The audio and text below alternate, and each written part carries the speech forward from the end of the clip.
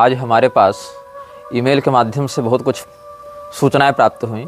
अलग अलग दर्शकों ने अपने पास उपलब्ध प्रमाण हमारे पास भेजे हैं, जिसमें कुछ लोगों ने ब्रह्मा कुमारी संस्था के द्वारा किस प्रकार से पैशाचिक मतों का विस्तार किया जा रहा है और किस प्रकार से आसुरी शक्तियों के प्रति लोगों को आकर्षित किया जा रहा है, प्रताड़ित किया जा रहा है, असामाजिकता फैलाई जा रही है, इस विषय में बहुत से प्रमाण हमें भेजे हैं ईमेल से। और कुछ लोगों ने प्रश्न भी किए हैं, जिसका हम इस अनुभाग में समाधान करने का प्रयास करेंगे। आप सबों को जब हमने बताया था कि ब्रह्मा कुमारी वाले हृदय में एक ज्योति की कल्पना करवाते हैं, तो लोगों ने कहा हृदय में नहीं, ललाट में कल्पना करवाते हैं। देखिए, भाव यह है कि ललाट, हृदय इत्यादि केंद्र बदल सकते हैं। प्रधानता यह है कि शास्त्रीय देवी देवताओं की आराधना छोड़कर अपुष्टावस्था में केवल ज्योति का चिंतन करवाना व्यक्ति को नकारात्मक शक्तियों की ओर प्रेरित कर सकता है। और यही इन लोगों का उद्देश्य है कि जिस भी व्यक्ति के चित्तवृत्ति में धर्मशास्त्रीय परंपरा का अभाव देखें, उस व्यक्ति को किसी भी प्रकार से अपने दल में सम्मोहक बातों का आश्रय लेकर सम्मिलित कर लिया जाए। ऐसे ही तुमको अगर स्मरण होगा, एक और संस्था है भारत में, दिव्य ज्योति जागृति संस्थान के नाम से, जिसका प्रवर्तक आशुतोष नाम का एक व्यक्ति था। वो किस प्रकार के लोगों को अपने संस्थान में जोड़ रहे हैं? ऐसे लोगों को जो हिंदू धर्म से संबंध तो रखते हैं, स्वयं को हिंदू तो मानते हैं, किंतु हिंदू धर्म में क्या परंपरा है, क्या नियमावली है, क्या उपासना मर्यादा है, इस विषय में कुछ भी नहीं जानते। उन लोगों को केवल एक ज्योति का ध्यान करवाया जाता है और उस ज्योति को ही सर्वस्व मानकर उसकी आराधना करने का विधान बताया जाता है। और जब यह आशुतोष मरा तो क्या हुआ? उसका अंतिम संस्कार भी विधिवत नहीं होने दिया गया। आखिर कौन सी ऐसी पैशाचिक शक्ति की वह आराधना करता था कि उसका अंतिम संस्कार भी ठीक से नहीं होने दिया गया? उसको डीप फ्रीजर में बंद करके रखा गया और उसकी चेलिन जो कुछ वर्षों के बाद मरी, उसके साथ भी ऐसा ही किया गया, ये कहते हुए कि ये दोबारा जीवित हो जाएगा। तो ये किस प्रकार की सनातन परंपरा का ये सब निर्वहन कर रहे हैं हिंदू धर्म के नाम पर? कहने का तात्पर्य है कि हिंदू धर्म के ऐसे लोग जो हिंदू बन तो गए, पैदा तो हो गए, लेकिन हिंदू धर्म के विषय में, सनातन के विषय में कुछ भी नहीं जानते और न परंपरा प्राप्त आचार्यों का मार्गदर्शन उन्हें प्राप्त है। ऐसे लोग इन पैशाचिक संस्थाओं के बहुत ही सरल लक्ष्य हो जाते हैं, सॉफ्ट टारगेट हो जाते हैं। कुछ व्यक्तियों के प्रश्न आए हैं, जिसमें एक प्रश्न यह है कि ये एक प्रश्न तो दो ही हैं, एक इन्होंने बात कही है जो कि सुनो। There is a school teaching yoga mostly occupied by foreign nationals same nationality mentioned in the video and it has been reported the founder used to enjoy watching his devotees having sex with animals they make uninitiated and women chant Vedic mantra Pranav and promote intercaste marriage empowering the Satan.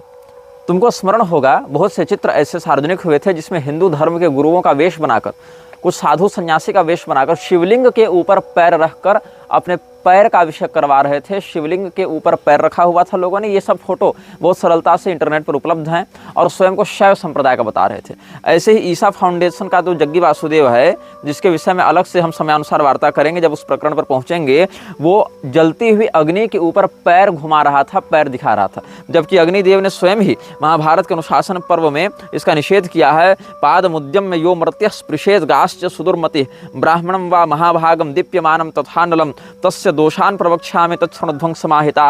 ये सब विषय में ब्राह्मण, गौ और प्रज्वलित अग्नि के ऊपर पैर ऐसे रखना निषिद्ध बताया गया है महाभारत के अनुशासन पर्व में। ऐसे अनुशासन का विषय बताया गया है। लेकिन पैशाचिक शक्तियों के उपासक जो खुलेआम न्यू वर्ल्ड ऑर्डर के समर्थकों से मिलते हैं, अपनी संस्था में शिव जी की आड़ में पैशाचिक तत्वों की आराधना करते हैं और लोगों को चिकनी चुपड़ी बातों से सम्मोहित करके अपनी ओर आकर्षित करते हैं, संदिग्ध गतिविधियों के प्रसारक हैं, ऐसे लोग भी ये सब हिंदू धर्म की आड़ में कर रहे हैं, यह दिखाने के लिए कि हम सब तो हिंदू ही हैं भाई। तो जिस प्रकार से कोई व्यक्ति घुसपैठ करके आपके पड़ोस में आ जावे और स्लीपर सेल बना रहे, अपने लक्ष्य को साधता रहे, लेकिन आप उसकी वास्तविकता से अनभिज्ञ हों, जिस दिन बम फटे तो आपको लगे अरे ये तो आतंकवादी था। वही हाल इन धार्मिक संस्थाओं की आड़ में चलने वाले असामाजिक संगठनों का है।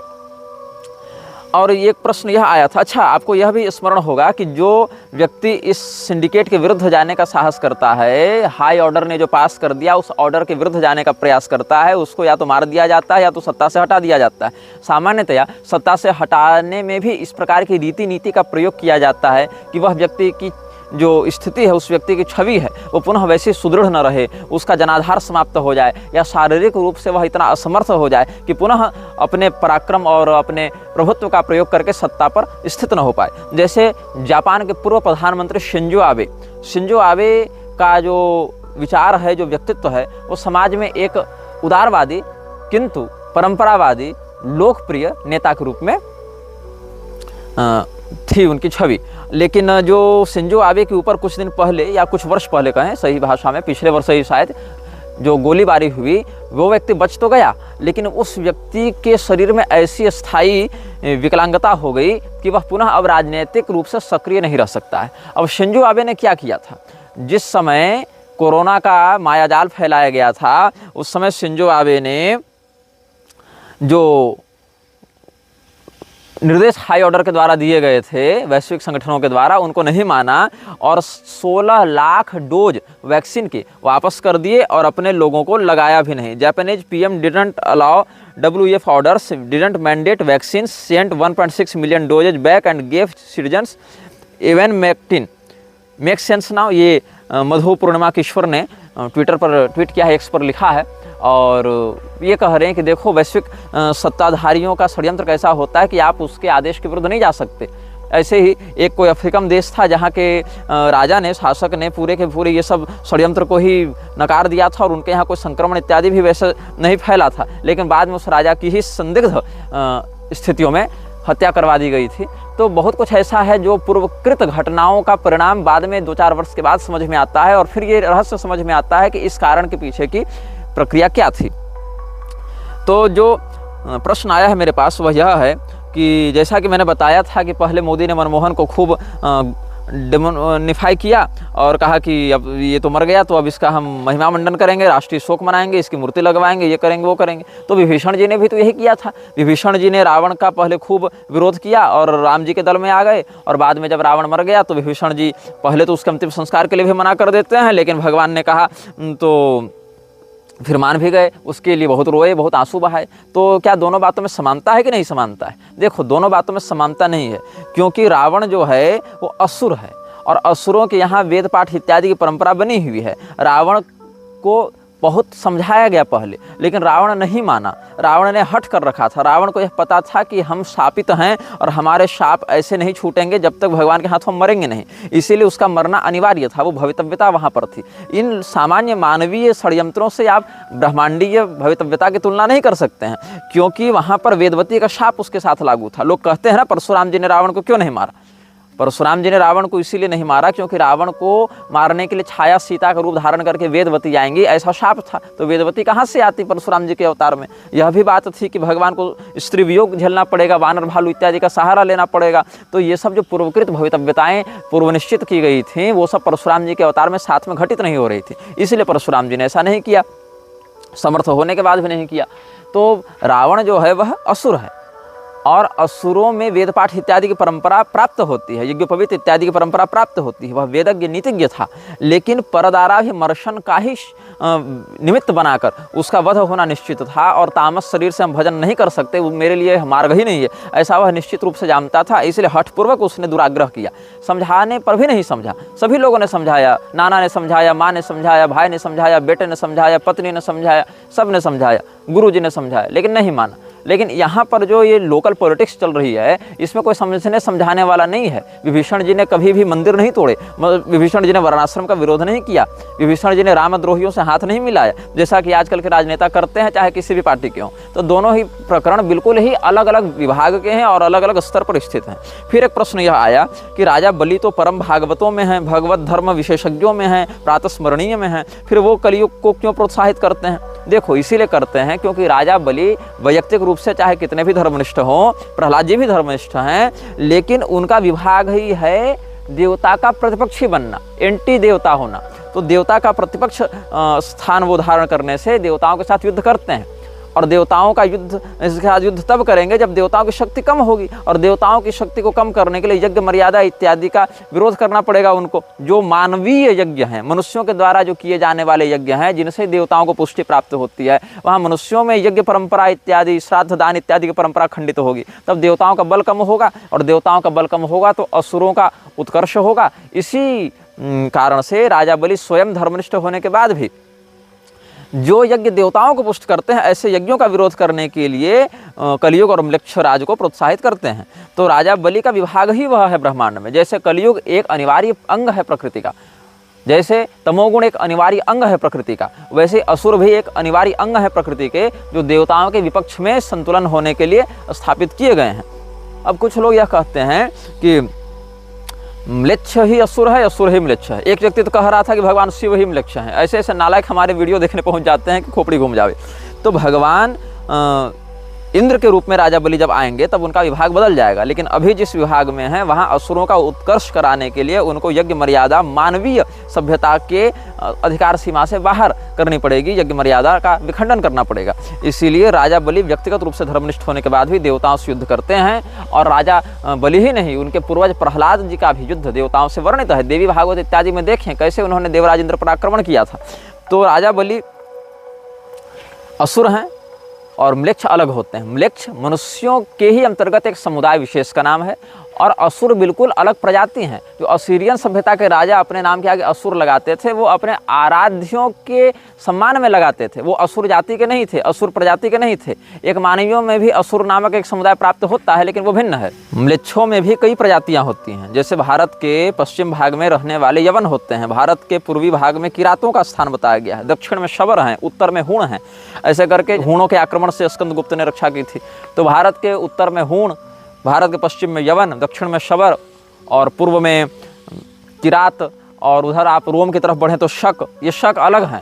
शक, शाक्य, शाक, ये सब अलग अलग शब्द हैं। अब कुछ लोग शाक द्वीप को ही शक वाला बता देते हैं और ईरान इत्यादि में पहुंच जाते हैं। वो एक अलग प्रजाति के मूर्ख हैं, उन पर कभी बाद में चर्चा करेंगे। जो गुरुंड, तुरुष्क इत्यादि, तुर्क और इंग्लैंड इत्यादि से आए हैं, वो सब भी अलग अलग प्रकार के म्लेच्छ होते हैं। तो म्लेच्छ समुदाय विशेष में भी अलग अलग स्थान है, उनके अलग अलग कबीले हैं। और असुर एक बिल्कुल ही अलग प्रजाति है। सुरों के विरुद्ध जो खड़े हैं वो असुर हैं। असुरों में दैत्य, दानव इत्यादि की गणना होती है, जो काश्यपी सृष्टि के अंतर्गत आते हैं। दिति, दनु, ये सब के वो संततियाँ होती हैं, और वो देवताओं के ही समान दिव्य शक्तियों को, चमत्कारिक शक्तियों को जन्मजात ही धारण करते हैं। ये सब कुछ विशेष परिभाषाएं हैं। तो असुर अलग हैं, म्लेच्छ अलग हैं। असुरों में भी कई प्रकार हैं और म्लेच्छों में भी कई प्रकार हैं। दोनों को एक साथ मिक्स न किया जाए, मिक्स करने से, मिश्रण करने से समस्या होती है। फिर एक व्यक्ति ने कुछ बातें लिखी हैं जो कि प्रासंगिक हैं। हालांकि हम उन विषयों पर बाद में चर्चा करेंगे, लेकिन इन्होंने भेज दिया है तो हम इसको सम्मिलित यहाँ पर करेंगे। और इन्होंने ईमेल के माध्यम से अपनी बात हमें कही थी। कहते हैं कि 2015 में जो सिम लॉन्च हुए हैं उसमें अनलिमिटेड इंटरनेट दिया गया और सिम भी फ्री थी। उसके बाद लोगों ने पॉर्न देखना इंडिया में बहुत प्रारंभ किया। उसी टाइम में बीबी के वाइन्स, कैरी मिनाती और बाकी यूट्यूबर्स ने गालियां देना नॉर्मल किया और इंटरनेट में बहुत फेमस हुए ये सब। 2018 में से वेब सीरीज जैसे मिर्जापुर में गालियां देना और सेक्स सीन्स दिखाना नॉर्मल हुआ, जिसको OTT प्लेटफॉर्म्स पे लाखों लोगों ने देखा। उसी के साथ सॉफ्ट पॉर्न जैसे उल्लू, कुकू, गंदी बात जैसे गालियाँ देने वाली और सॉफ्ट पॉर्न सीन्स लड़ाई झगड़े और खून खराबे के साथ दिखाई गई। इन वेब सीरीज में घरेलू रिश्ते जैसे देवर भाभी, पड़ोसी और पत्नी, पत्नी का पराये मर्द से संबंध बनाना, मामी भांजा, चाचा भतीजी इत्यादि नॉर्मल बातें दिखाई गई। साथ में रितेश अग्रवाल, ओयो के फाउंडर ने ओयो रूम्स लॉन्च किया, जिसमें अनमैरिड कपल्स को सेक्स करना अलाउ किया गया। लड़कियां इंटरनेट से पहले ही बिगड़ गई और हवस में अंधी थीं। ओयो में बिगड़े हुए लड़कों के साथ जाकर शादी से पहले ही संबंध बनाना नॉर्मल हो गया। प्यार करना, जिम्मेदारी संभालना, इसके आगे सेक्स को रखा गया। उसी टाइम अमेरिका में LGBTQ वाली कम्युनिटी को नॉर्मल किया गया और छोटे छोटे बच्चों को गे, लेस्बियन बनाना नॉर्मल बताया गया। उसी के साथ ओनली फैंस भी आया, जिसमें लड़कियों को पैसा कमाने के लिए अपनी नंगी फोटो बेचना और कुछ भी टाइम में करोड़पति बनाना नॉर्मल कर दिया गया। इंडिया में लड़कियां शादी से पहले फिजिकली होकर संबंध बना रही, लड़के पॉर्न और इंस्टा पे लड़कियों की नंगी रील्स देख रहे, मास्टरबेट करते हुए कमजोर हो रहे। इसकी वजह से IVF से बच्चा पैदा करने का बिजनेस भी नॉर्मल हुआ, क्योंकि लड़कों का स्पर्म क्वालिटी खराब होने लगी ज़्यादा हस्तमैथुन से, डॉक्टर्स ने हस्तमैथुन को नॉर्मल बताया। इंटरनेट पर कई ऐसे आपको लेख भी मिल जाएंगे जहाँ इसको नॉर्मल बताया जा रहा है। और IVF सेंटर्स ने खूब पैसा कमाए। वेब सीरीज और यूट्यूब से गलत सेक्सुअल चीज़ों को जैसे कि वाइफ स्वैपिंग और ओपन मैरिज और मैं बोल भी नहीं सकता ऐसी फैंटेसीज को लोगों को बताया गया, उनके दिमाग में डाला गया। और ये सब क्या होता है, आज सिचुएशन ये है कि लड़के जो पढ़ाई करके करियर बना रहे हैं वो डिप्रेशन में जा रहे हैं, ये सोच कर कि उनकी होने वाली बीवी किसी और के साथ संबंध ना बना रही हो। मेरे पास भी ऐसे बहुत से लोग व्यक्तिगत समस्याएं लेकर आते हैं, चाहे स्त्री हो चाहे पुरुष हो। पुरुष तो अधिक ही है उसमें बल्कि। उनको वर्जिन लड़की मिलेगी या नहीं, और बिगड़े हुए अमीर लड़के लड़कियों को प्यार और पैसे दिखा रहे, उनके शरीर का इस्तेमाल कर रहे। ये सब जियो का फ्री अनलिमिटेड इंटरनेट और ओयो रूम्स के आने के बाद समाज में इसका असर तेजी से हुआ। साथ ही अंबानी की शादी में दिखाया हुआ एक था कपल आया जो रॉथस्चाइल्ड फैमिली से बिलोंग करता है, जो कि इल्यूमिनाती और मलेशिया से डायरेक्ट कनेक्शन में है। इसका मतलब मुकेश अंबानी कोई शरीफ इंसान नहीं, सब कुछ एक सोची समझी साजिश के साथ किया हुआ है 2015 में। ऐसा इस व्यक्ति ने मुझे ईमेल भेजा, और इस ईमेल में कही गई बातें तथ्यात्मक भी हैं, इसलिए हमने इसको सम्मिलित किया। और आप भी अपने जीवन में व्यक्तिगत या सामाजिक रूप से ऐसा अनुभव करते होंगे, लेकिन हिंदुओं को इससे मतलब है क्या? क्या हिंदुओं में ये मुख्य धारा के विमर्श का हिस्सा है क्या? क्या हिंदुओं के धर्मगुरु इन विषयों पर चर्चा कर रहे हैं? नहीं कर रहे हैं। उनको अपने आश्रमों के उत्तराधिकारी के कब्जेदारी से फुर्सत नहीं, नेताओं की चापलूसी से फुर्सत नहीं, और दबे कुचे जवान में अगर मलुक पीठ वाले चाहे प्रेमानंद बाबा जैसे कुछ लोग कहीं रील में इत्यादि में कह भी देते हैं, तो भी ऐसी विकृतियों को प्रोत्साहित करने वाले हीरो हीरोइन से मिलना जुलना और अंतरजातीय विवाह करने वाले लोगों को प्रोत्साहित करना, जैसा कि अभी कोई पंजाबी व्यक्ति आया था ब्राह्मण लड़की से विवाह करके, उसको प्रेमानंद ने मना करने के स्थान पर खूब प्रोत्साहित किया। और मलुक पीठ वाले भी जो हैं सो जिन नेताओं ने व्यभिचार की धारा हटाई, उन्हीं नेताओं को आशीर्वाद देते और उनके यशोगान में मंच से प्रशस्तियां गाते हुए दिखते हैं। तो जिन विषयों पर मुख्य धारा में विमर्श होना चाहिए, उन विषयों पर तो एकांत में भी विमर्श नहीं होता है, और इसी के कारण यह जो विकृति मानसिक रूप से बहुत तेजी से हर घर में फैल रही है, उसका भीषण दुष्परिणाम पिछले 15 से 20 सालों में देखने को मिला है। और हिंदू कहाँ लहा लोटा है? तो मीडिया चैनल के इंटरव्यू में स्वयं को विष्णु अवतार बताने वाले IIT बाबा में लहा लोटा है, जो अलग लेवल नशेड़ी चल रहा है। तो किस साध्वी के नितंब कैसे हैं, किस साध्वी का स्तन कैसे हैं, किस साध्वी के नेत्र कैसे हैं, इसकी समीक्षा में सबसे सुंदर साध्वी, सबसे घटिया साध्वी, ये सब दिखाने के चक्कर में लहा लोटा है। अखाड़ा परिषद साध्वियों को अपने आगोश में लेने के लिए अलग मर रहा है। और हिंदू क्या कह रहा है कि अरे 144 साल बाद कुंभ लगा, हम इसी में खुश हैं। 144 साल बाद महाकुंभ लगा, हम इसी में खुश हैं। ये अलग गणित चल रहा है। 144 साल के बाद ही महाकुंभ लगता है, ऐसा कोई शास्त्रीय प्रमाण हमें या हमारे परिचित किसी मान्य आचार्य को प्राप्त नहीं हुआ है। इसके विषय में भी एक हिसाब हम लोगों ने किया आज, तो यह समझ में आया कि 144 साल में जो महाकुंभ है वो पॉलिटिकल चोंचले के अलावा कुछ नहीं है। इस पॉलिटिकल चोंचले के पीछे दो ही कारण है, एक भीड़ बढ़ाना, दूसरा 2019 के अर्ध कुंभ को ये लोग कुंभ घोषित कर चुके थे, तो इस बार कुछ नया करना था। तो 144 साल बाद पूर्ण महाकुंभ लगता है, ऐसा कोई शास्त्रीय सिद्धांत प्राप्त न होने के बाद भी इन्होंने ये घोषणा कर दी। और जो व्यक्ति सिद्धांत ज्योतिष का सामान्य ज्ञान रखते हैं, उनको पता है कि सभी ये जो इस प्रकार की गणनाएं हैं बृहस्पति के आधार पर देखी जाती हैं, और बृहस्पति के अतिचारी होने पर 11 साल में भी कुंभ आ जाता है, उसकी राशि परिवर्तन में शीघ्रता होने के कारण। और अगर वक्री हो जाएगा तो 13-14 साल में भी आ सकता है। तो केवल 144 साल के बाद ही ये लगेगा महाकुंभ, ये भी एक असामान्य बात है। और सुनो, आज से ठीक 144 साल पहले 1881 में कोई कुंभ नहीं हुआ था। कुंभ हुआ था 143 साल पहले 1882 में। अब इसके पीछे क्या हुआ? 1882 में, 1894 में, 1906 में, 1918 में, 1930 में, 1942 में, 1966 में लगा। ऐसे कटता गया 12-12 साल का आंकड़ा। और उसके बाद 77 में जब बृहस्पति अतिचारी हुए तो उनकी 1 साल कम पड़ गया, तो फिर 66 के बाद 77 में लगा, फिर 89 में लगा, 2001 में लगा, 2013 में लगा और 2025 में लगा। तो ये जो है 144 साल में नहीं, 143 साल में लगा। लेकिन ये लोग सीधे सीधे 12 को 12 से गुणा करके वर्ग निकाल दे रहे हैं, 144 कर दे रहे हैं। ये भी कोई शास्त्रीय प्रमाण नहीं है इसका। लेकिन क्यों नहीं है? हर कुंभ किसी न किसी कुंभ से तो पड़ेगा ही 144वां। उस हिसाब से अगर लगातार भी देखें तो मतलब 12वां तो पड़ेगा ही, 143 हो चाहे 145 हो चाहे 144 हो, लेकिन हर कुंभ किसी न किसी कुंभ के सापेक्ष तो 12वां पड़ेगा। जैसे हर वार किसी न किसी वार के सापेक्ष तो 7वां पड़ता है। अब गुरुवार से जोड़ें तो बुधवार में, शुक्रवार से जोड़ें तो गुरुवार में, शनिवार से जोड़ें तो शुक्रवार में। तो हर एक वार किसी न किसी वार के सापेक्ष तो 7वां पड़ेगा।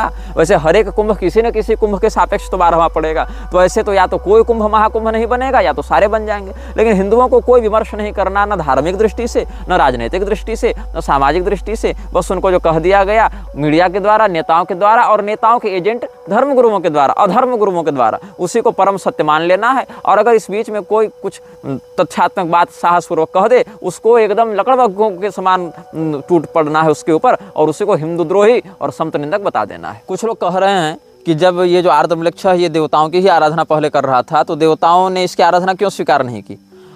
अच्छा, अगर ये कुछ गलत कर रहा था तो देवता इसको सुलझा देते, समझा देते, बता देते कि बेटा तू गलत कर रहा है। हमने कमेंट में लिखा कि सही बात है, देवता के पास इतना दिमाग थोड़े है कि वो उसको ऐसा समझा देते। वो तो आप जैसे महानुभाव हैं जो कुछ देवताओं को मार्गदर्शन देते हैं कि ऐसा करना चाहिए और वैसा नहीं करना चाहिए। मतलब ऐसे लोग कहते हैं कि हाँ देवता लोग ही गलत किए होंगे, उतनी अकल थोड़ी होगी देवता में, हम बता रहे हैं उसको क्या करना चाहिए था। वाह रे वाह होशियार।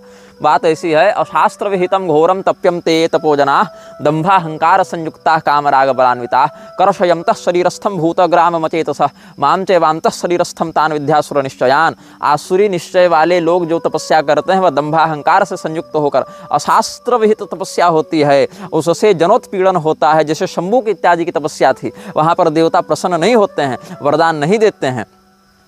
और जो यक्षे दास्यामि मोदिष्य इत्तज्ञान विमोहिता अनेक चित्त विभ्रांता मोहजाल समावृता प्रसक्ता काम भोगेषु पतंत नरकेषु चौ। यह आसुरी संपदा का वर्णन भगवान श्री कृष्ण ने श्रीमद् भगवद गीता के 16वें और 17वें अध्याय में किया है। इन बातों के विषय में जो शास्त्रीय मत है उसके अर्थ को समझने वाले लोग इस प्रकार का मूर्खतापूर्ण प्रलाप नहीं करते कि देवताओं को ऐसा कर देना चाहिए था, देवताओं को वैसा कर देना चाहिए था।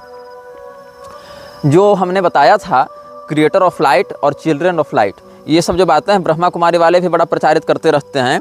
और उसी के नियम के अनुसार मृक्षराज का जो अपने अनुयायियों के लिए निर्देश है उसकी हम चर्चा करेंगे। उसमें कहते हैं pursue the calling of your light, chase your passion and live your dreams for the greater light requires this. जो बड़ी ज्योति है, महाज्वाला है, महाज्वाला मतलब प्रधान ज्वाला, जो अनाम लक्ष्य की ज्वाला है। अब अनाम लक्ष्य इत्यादि को भी विकिपीडिया में कुछ वर्णित किया गया है और कहीं कहीं यूट्यूब इत्यादि में भी उसके विषय में बताया गया है, लेकिन उसमें बहुत सी बातें हमें प्रामाणिक भी अनुभूत हुई और बहुत सी बातें संदिग्ध भी अनुभूत हुई, क्योंकि उसकी जैसी शक्ति वास्तव में है उतने विस्तृत प्रारूप में उसको नहीं बताया गया है। उसको थोड़ा डिग्रेड करके बताया गया है ताकि लोगों का ध्यान उन विषयों पर न जावे और लोग उसके प्रति गंभीरता से चिंतन न कर सकें। तो जो महाज्वाला का धारक है, जो तमोज्वाला का धारक है, वही सब कुछ का उपभोक्ता है। जैसे भगवान यह कहते हैं ना कि अहम ही सर्वयज्ञानां भोक्ता च प्रभुरेव च। तो असुर इत्यादि क्या करते थे? हिरण्यकशिपु इत्यादि ने क्या किया? स्वयं को ही समस्त यज्ञों का उपभोक्ता बता लिया। महिषासुर ने क्या किया? जितने भी देवता हैं वो उन समों के अधिकार का स्वयं उपभोग करने लगा। शुंभ निशुंभ इत्यादि भी क्या कहते थे? यज्ञ भागान हम सर्वान उपासनामि पृथक पृथक। तो जितने भी उपभोग हैं यज्ञ आहुतियों के, वो सब देवताओं के हाथ से छीन कर स्वयं करने लगता था।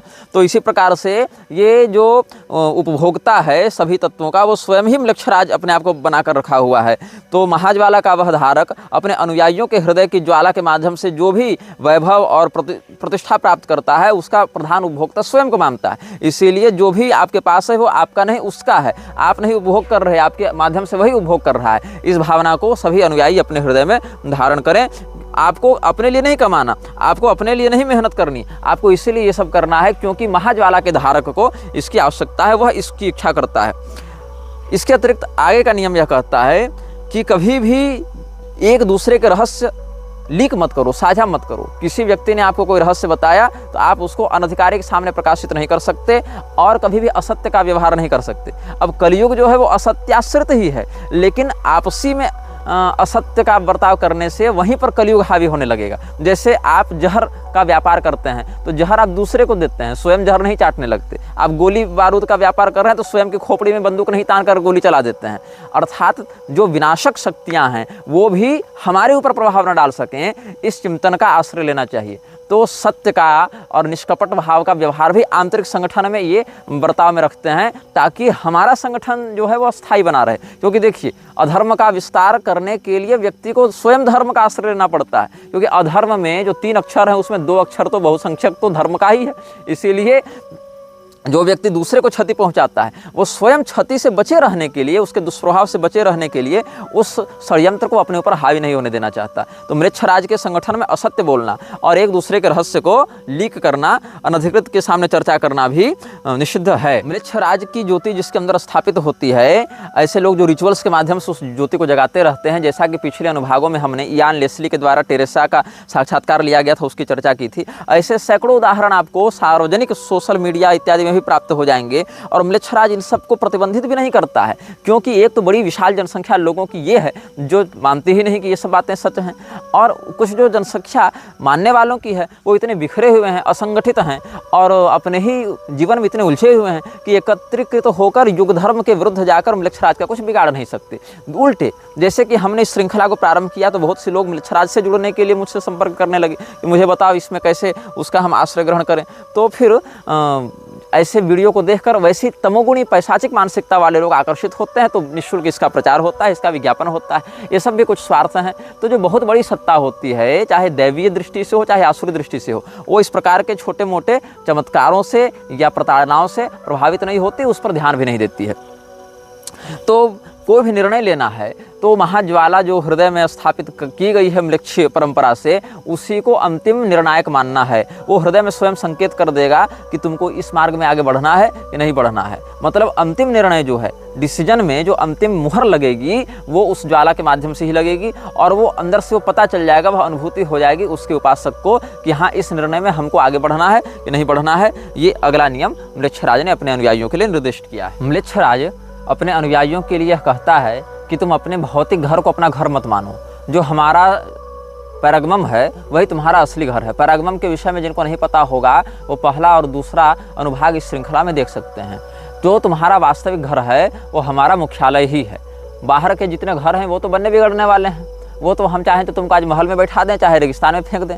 लेकिन जो हमारा पैरागमम जो हेडक्वार्टर है, वही सभी म्लेच्छराज के अनुयायियों का चरम निवास होता है। सेफ हाउस भी होता है, हेडक्वार्टर भी होता है, वही उनका रेसिडेंस भी होता है। इसीलिए जब भी तुम भटको जीवन में, इधर उधर अपने संगठन के उद्देश्य से भटको, तो और किसी ऐसे व्यक्ति की संगति में आ जाओ जो तुम्हें इस चीज़ से निकालना चाहता है, तो ध्यान दो कि हमने जो तुम्हें दिया है, तुम उस कर्ज से पीछे नहीं भाग सकते। ऑलवेज पे योर डेट्स, ये भी एक नियम हम पहले बता चुके हैं। इसीलिए तुमको अपने घर वापस लौटने के लिए एक से अधिक मार्ग पता होने चाहिए। जैसे कि आप कोई रिचुअल करने बैठे हैं, उसमें कोई ऐसी संस्था का हस्तक्षेप हो गया, या कोई 10-20 उत्साही पुलिस वाले आ गए जिनको पता ही नहीं कि हम तो वस्तुतः जिस पुलिस डिपार्टमेंट के लिए काम कर रहे हैं वो मूलतः उसी का हिस्सा है। उनको छोटे स्तर पर तो पता नहीं होता ये सब। तो जैसे किसी पार्टी के कार्यकर्ता को यह पता नहीं होता कि उसका नेता किस आतंकवादी से मिलकर कहाँ बम फोड़ने वाला है। उसको तो लगता है हम अपने नेता के लिए काम कर रहे हैं, हम अच्छाई के लिए काम कर रहे हैं। तो वैसे किसी पुलिस की रेड पड़ गई अगर कहीं पर, तो वहाँ से उस रिचुअल को भंग किए बिना हम उसके उद्देश्य की पूर्ति करें, इसके अन्य विकल्प भी उसको ज्ञात होने चाहिए। टेरेसा ने अपने इंटरव्यू में क्या बताया था कि उसके साथ बलात्कार करने वाले जो शैतान के उपासक थे, उसके घर में आने जाने वाले लोग बड़े बड़े पुलिस अधिकारी थे, बड़े बड़े न्यायाधीश थे, बड़े बड़े मिनिस्टर्स थे। इसीलिए हम पुलिस के पास नहीं गए क्योंकि कोई लाभ नहीं होता। ये सभी बातें हैं। उसमें कोई कोई ऐसे व्यक्ति इन संगठनों में घुसे हुए होते हैं जिनको पता ही नहीं होता कि हम किस व्यवस्था के लिए काम कर रहे हैं, और वो तो केवल एक 2 वक्त की रोटी कैरियर बनाने के लिए, सैलरी पाने के लिए पढ़ाई लिखा करके वहाँ घुसे हुए हैं। तो बहुत बड़ी जनसंख्या जो वर्कर्स की है, जो सर्विसमैन की है, उनको पता ही नहीं होता कि हम जो रोटी खा रहे हैं, जो काम कर रहे हैं, वो प्रोजेक्ट दरअसल चला कौन रहा है, उसका स्रोत कहाँ से जुड़ा हुआ है। म्लेच्छराज का अगला नियम बहुत ठोस है। वो कहता है कि सामने वाला व्यक्ति यदि तुम्हारे प्रति निष्कपट है तो उसका सम्मान करो, चाहे वो व्यक्ति अच्छा है चाहे बुरा है, तुम्हारा समर्थक है चाहे विरोधी है। कम से कम वो तुम्हारे साथ कपट का व्यवहार नहीं कर रहा है तो तुम्हें मानसिक रूप से कम उलझना पड़ेगा। उसकी सच्चाई तुमको पता है, चाहे समर्थन में चाहे विरोध में, तो तुमको दिमाग कम लगाना पड़ेगा। उसके रहस्य को समझने के लिए कम परिश्रम करना पड़ेगा। तो तुम्हारे पक्ष में हो चाहे विपक्ष में हो, लेकिन अगर वह व्यक्ति सच्चाई के द्वारा तुम्हारे सामने प्रस्तुत है तो उसका सम्मान किया जाना चाहिए, उसके गुणों का आदर किया जाना चाहिए। हो सकता है कल तुम्हारे अच्छे व्यवहार से प्रभावित होकर वो तुम्हारा साथी बन जावे, हो सकता है तुम्हारा अनुयायी बन जावे। तो ये सब कुछ बातें भी म्लेच्छराज के अनुयायियों के लिए सैद्धांतिक रूप से ग्राह्य होती हैं। म्लेच्छराज का अगला सिद्धांत है बिवेयर ऑफ द वाचर्स। कोई भी ऐसा व्यक्ति नहीं है म्लेच्छराज के संगठन में जिसके ऊपर नज़र रखने वाला कोई दूसरा व्यक्ति न हो। चाहे वह नज़र रखने वाला स्वयं म्लेच्छराज है, चाहे उसके द्वारा नियुक्त किया गया कोई गुप्तचर है। डिज्नीलैंड के रहस्यों को जब हम खोलेंगे तब वहाँ पर हम इन वाचर्स के विषय में विशेष करके बताएंगे। लेकिन अभी के लिए इतना समझ लीजिए, आपकी कोई भी गतिविधि, आपका कोई भी क्रियाकलाप म्लेच्छराज के संज्ञान के बिना नहीं संभव है। चाहे वो मोबाइल के माध्यम से हो, तकनीक के माध्यम से हो, सैटेलाइट के माध्यम से हो, मानसिक तरंगों के माध्यम से हो, आंतरिक ज्वाला के माध्यम से हो, या गुप्तचरों के माध्यम से हो, वो आप पर नज़र रखे हुए हैं। जैसे इस ब्रह्मांड में दैवीय संपदा के 9 गुप्तचर होते हैं ना, सूर्य सोमो यमः कालो महाभूतानि पंचच, वैसे ही अलग अलग तत्वों में आसुरी संपदा का संक्रमण करके म्लेच्छराज भी वाचर्स नियुक्त करता है, जो तकनीक, संस्कार, मंत्र इत्यादि के माध्यम से अपने अनुयायियों की गतिविधियों और चित्तवृत्तियों पर भी नज़र रखते हैं। तो इसीलिए उनसे सावधान रहना चाहिए। ये नहीं सोचना चाहिए कि हम म्लेच्छराज के अनुयायी हो गए तो मनमौजी करने लगे। जो लोग सोचते होंगे कि हम पहले उसके संगठन में जाते हैं, घुसपैठ करके उसका तख्ता पलट कर देंगे, वो इन वाचर्स के विषय में नहीं जानते कि ये वाचर्स क्या हैं। और मार्वल मैथोलॉजिकल यूनिवर्स में भी या सिनेमैटिक यूनिवर्स में भी वाचर नाम का एक किरदार इंट्रोड्यूस किया गया था, और वो भी ब्रह्मांड में बैठकर सब कुछ देखता है लेकिन कुछ हस्तक्षेप नहीं करता है। ये वाचर्स हस्तक्षेप नहीं करते, ये वाचर्स केवल देखते हैं, उसकी गतिविधियां बताते हैं, और फिर यह म्लेच्छराज के माध्यम से निर्गत किया जाता है आदेश कि आगे उस व्यक्ति को रखना है कि मिटाना है कि क्या करना है। म्लेच्छराज के संगठन में सफाई नहीं होती है। सफाई से तात्पर्य है आप किसी चीज़ को एक्सप्लेन नहीं करते, एक्सक्यूज नहीं देते हैं, आपने ऐसा क्यों किया। या तो आप काम करेंगे सही तरीके से या गलत तरीके से। यदि आप सही तरीके से काम करते हैं और आपको यह पता है कि हमने जो किया सही किया, तो चाहे कितने भी लोग आपका विरोध करें, आप उस काम के श्रेय से या उस काम के शैली से पीछे नहीं हटेंगे, आप डटे रहेंगे कि हाँ ये ठीक है। और अगर आपने वो काम ठीक से नहीं किया है तो आप तुरंत क्षमा मांगेंगे, अपोलॉजी करेंगे, अपोलॉजी की डिमांड करेंगे। वहाँ एक्सक्यूज नहीं होता है कि अरे हम तो ऐसा चाहते तो ऐसा हो गया, वैसा नहीं।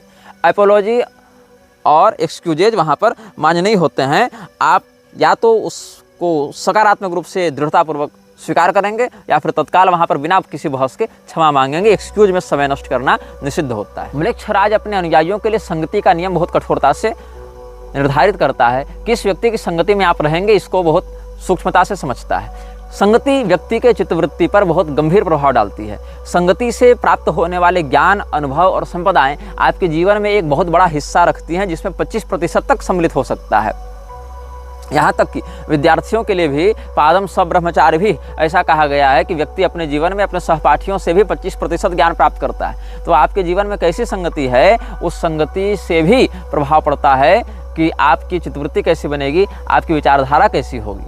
यही कारण है कि काम शास्त्रीय ग्रंथों का जब आप अध्ययन करेंगे, ईश्वर कृपा से हमने 12 विध काम शास्त्र का अध्ययन किया है, उसमें एक प्रकरण यह भी प्राप्त होता है कि व्यक्ति को अपनी पत्नी की संगति पर बहुत ध्यान से दृष्टि रखनी चाहिए और दुष्चरित्रा स्त्रियों से उसकी रक्षा करनी चाहिए, क्योंकि सच्चरित्रवती स्त्री भी दुष्चरित्रा स्त्रियों की संगति में जाकर बिगड़ जाती है। और म्लेच्छराज अपने अनुयायियों को अपने विचारधारा के विरोधी लोगों की संगति से बचाने का प्रयास करता है, ताकि कहीं वो इस लक्ष्य से, इस सिद्धांत से भटक कर म्लेच्छराज के लिए खतरे की घंटी न बजाने लगें। इसीलिए म्लेच्छराज उन लोगों के साथ दीर्घकालिक संबंध स्थापित करने से प्रतिबंधित करता है अपने अनुयायियों को जो म्लेच्छराज के सिद्धांत के समर्थक नहीं हैं या सांस्कारिक रूप से म्लेच्छराज की सत्ता के विरुद्ध खड़ा होने का पोटेंशियल रखते हैं या वैसी प्रतिभा रखते हैं।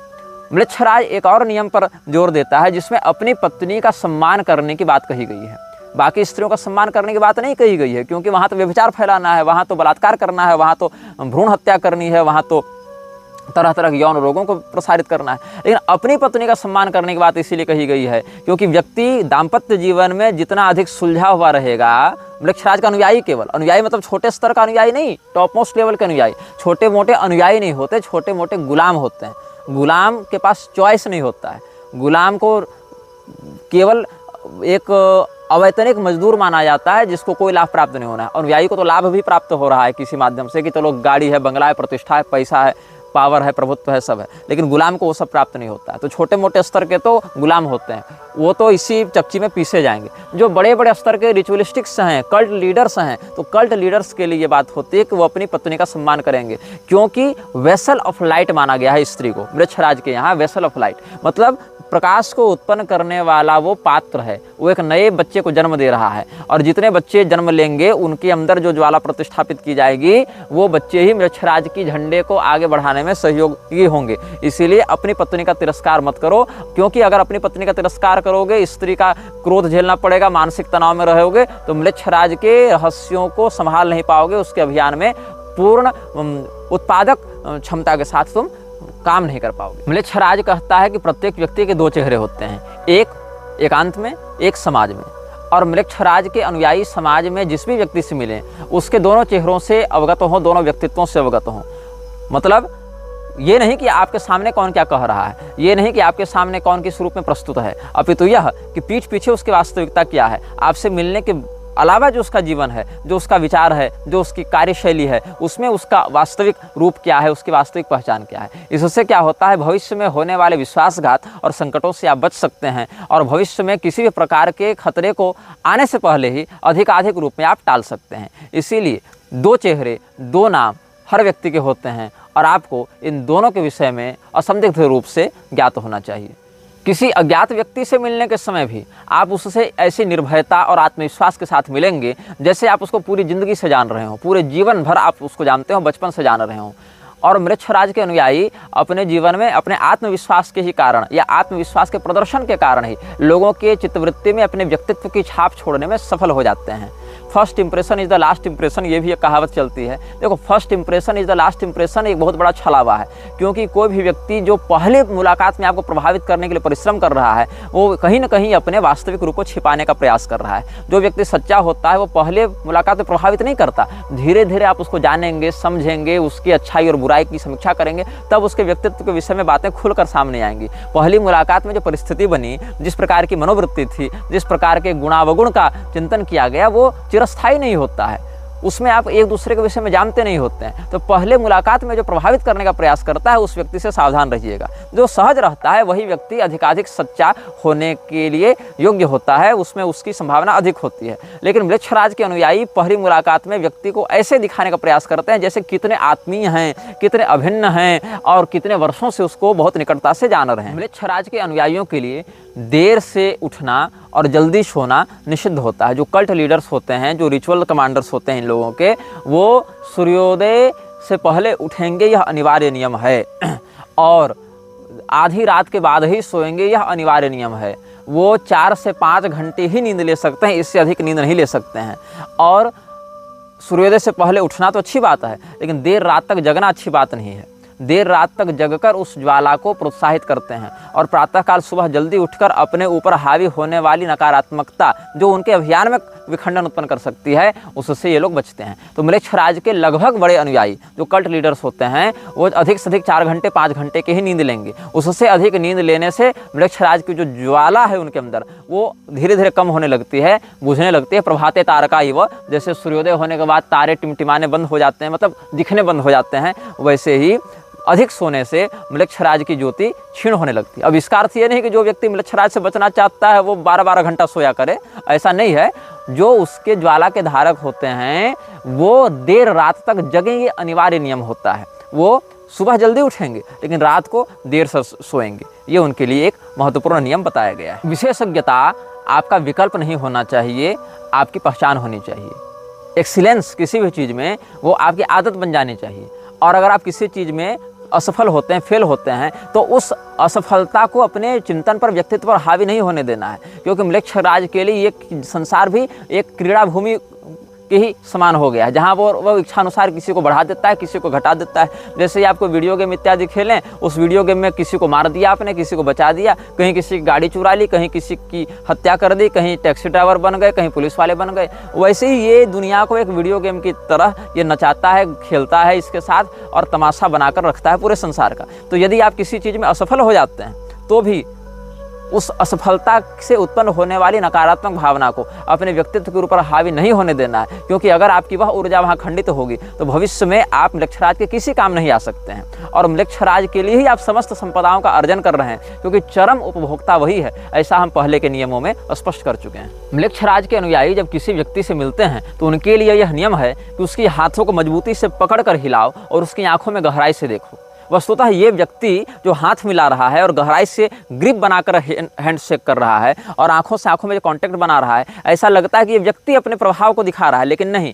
जो ज्वाला का धारक है उसके शरीर के माध्यम से, उसके हाथ के माध्यम से, उसके नेत्रों के माध्यम से वृक्षराज सामने वाले व्यक्तित्व के विषय में स्कैन करता है। एक प्रकार से उसकी आंखों के माध्यम से वह देखता है, उसके हाथ के माध्यम से उसके संस्कारों का अनुभव करता है कि ये व्यक्ति कितना योग्य है, सामने वाला व्यक्ति मेरे समर्थन में आ सकता है कि मेरे विरोध में आ सकता है, कि इसमें किस प्रकार के पूर्वापर प्रसंग जुड़े हुए हैं। तो वृक्षराज का कोई अनुयायी जब दूसरे से हाथ मिलाता है तो उसके लिए अनिवार्य नियम है कि उसके हाथ को मजबूती से पकड़े, ग्रिप बनाए, जोर से पकड़कर हाथ मिलाए और नेत्रों में गहराई से देखकर एकदम गहरी भावना से झांकते हुए संवाद करे, और कम से कम ऐसा 10 से 15 सेकंड तक करे, ताकि वृक्षराज को पर्याप्त अवसर मिले उस व्यक्ति के आंतरिक स्थिति में झांकने के लिए। बाकी तकनीक, गैजेट, सैटेलाइट फोन इत्यादि से तो बाहरी बातें समझ में आती हैं, आंतरिक विषय को बहुत स्पष्टता से समझने में कठिनाई होती है। इसीलिए हाथों के स्पर्श से और नेत्रों के माध्यम से गहराई से देखने के बाद वृक्षराज अपने अनुयायी के हृदय में बैठी ज्वाला के माध्यम से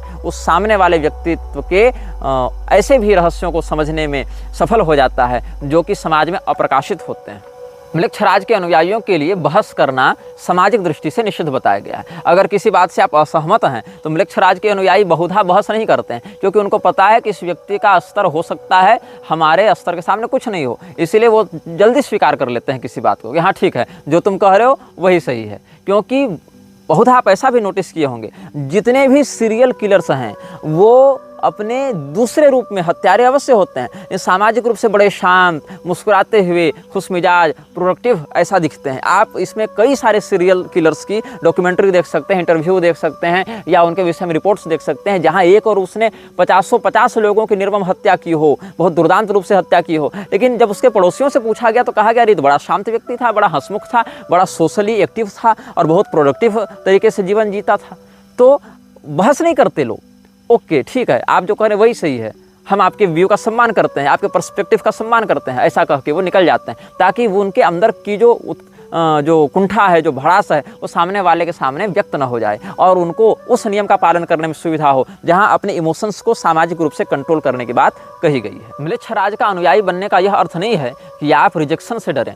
समाज में बहुत बातों में आपको नकारा जाएगा, लोग आपको तिरस्कार की दृष्टि से देखेंगे ही, पिशाचों के अनुयायी हैं, लेकिन ये समझना नहीं है कि कोई आपको रिजेक्ट कर रहा है तो आप डिफीट को भी आप प्राप्त कर रहे हैं। मतलब आप रिजेक्शन इज नॉट डिफीट, ये कहने का अर्थ है मेरा। कहीं पर आप नकारे गए, इसका अर्थ ये नहीं कि वहीं पर आप हार गए, क्योंकि जिस व्यक्ति ने आपको नकारा है उस व्यक्ति के जीवन को नष्ट करने के लिए आपका मालिक बैठा हुआ है। तो सबका मालिक एक, वही म्लेच्छराज।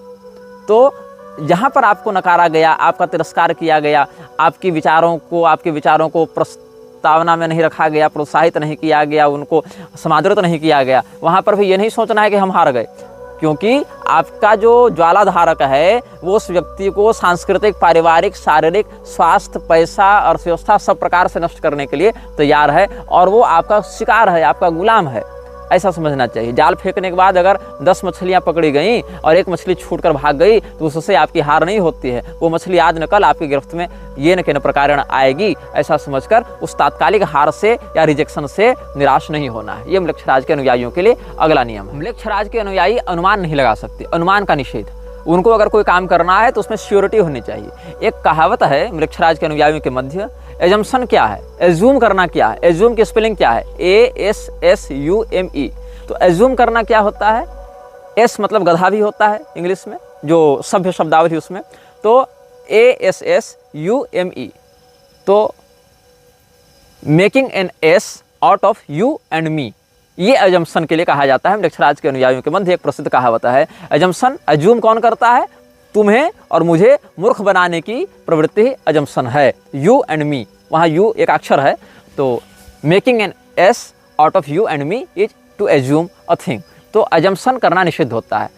म्लेच्छराज के संगठन में विशेष करके उसके 15 विभागों में एक जो इल्यूमिनाती है उसमें इस नियम का विशेष करके ध्यान रखा जाता है। ऐसे ये नियम बहुतों के लिए लागू होते हैं, कहीं कहीं कुछ छूट है नियमों के आधार पर, कहीं 48 नियम है, कहीं 66 नियम है, कहीं 60 नियम है अलग अलग विभागों के लिए, लेकिन इल्यूमिनाती में इस नियम की विशेष प्रधानता है, एजम्पशन का निषेध, अनुमान का निषेध, डिनायल ऑफ एजम्पशन। वहाँ पर यह कहा जाता है कि अगर पूरा संसार किसी विषय में 10 प्रकार का एजम्पशन कर रहा है और 11वें निर्णय पर पहुंच रहा है, तो हम 11वें निर्णय को भी छांटकर 12 बार उसकी समीक्षा करेंगे और उसके बाद हम निर्णय पर पहुंचेंगे। क्यों? We are wise of the wisest. जितने भी लोग बुद्धिमान हैं उनमें जो सर्वोत्तम बुद्धिमान है उससे भी एक सीढ़ी हम ऊपर हैं। यही नियम है म्लेच्छराज का, वो इल्यूमिनाती में विशेष करके प्रभावी रूप से देखने को मिलता है। म्लेच्छराज के अनुयायियों के लिए 2 शब्द का प्रयोग करना निषिद्ध है। एक, मैं आपको सच्ची बात बताता हूँ, ये नहीं कहा जा सकता है, क्योंकि जब आप ये कहते हैं कि मैं आपको सच्ची बात बताता हूँ तो कहीं न कहीं आप अपनी ये छवि बना रहे हैं कि आप गलत बात भी बता सकते हैं, या आप में झूठ बोलने की प्रवृत्ति भी है, या आई will be very honest with you, ऐसा नहीं कर सकते हैं आप। आपस में सामाजिक रूप से मूर्ख बनाने के लिए तो छल कपट है ही, क्योंकि वहाँ स्पष्ट कहा गया है कि कब आपको अपनी हार को स्वीकार करना है, कहाँ से पीछे भागना है, इसको भी आपको समझना पड़ेगा, जो भाग दूसरे में हम आपको बताए थे।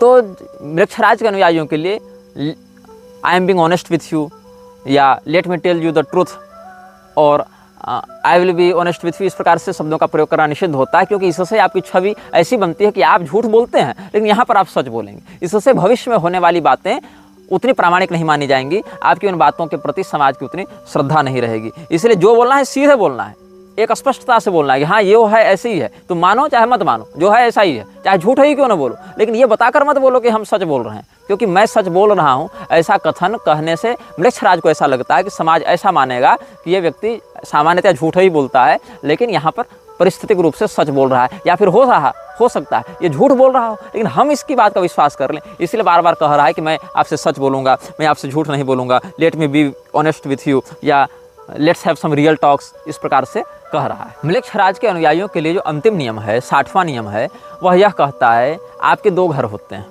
एक घर पैरगमम है, दूसरा घर वह है जहाँ आप अपने परिवार के साथ, समाज के साथ रहते हैं। यदि आपके परिवार वाले म्लेच्छराज के अनुयायी हैं तब तो ठीक है, और नहीं है तो आपका हाल वही टेरेसा जैसा होगा कि उसकी सगी दादी उसका बलात्कार करवाती थी और उसके जन्मे बच्चे को उसी को खिलाती थी।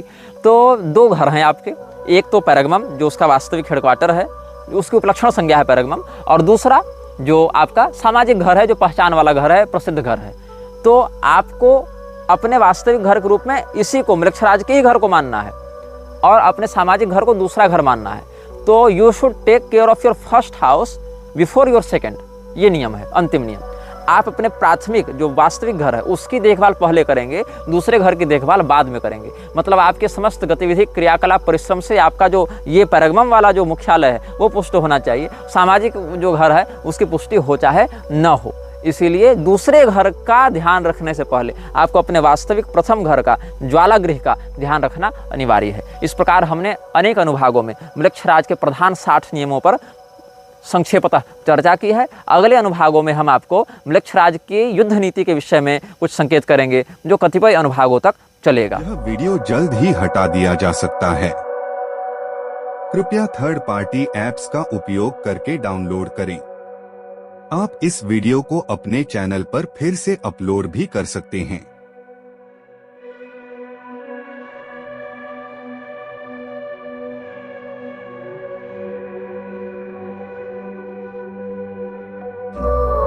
This video may get deleted soon. Please download using third-party apps. You may also re-upload this video on your channels. Thank you.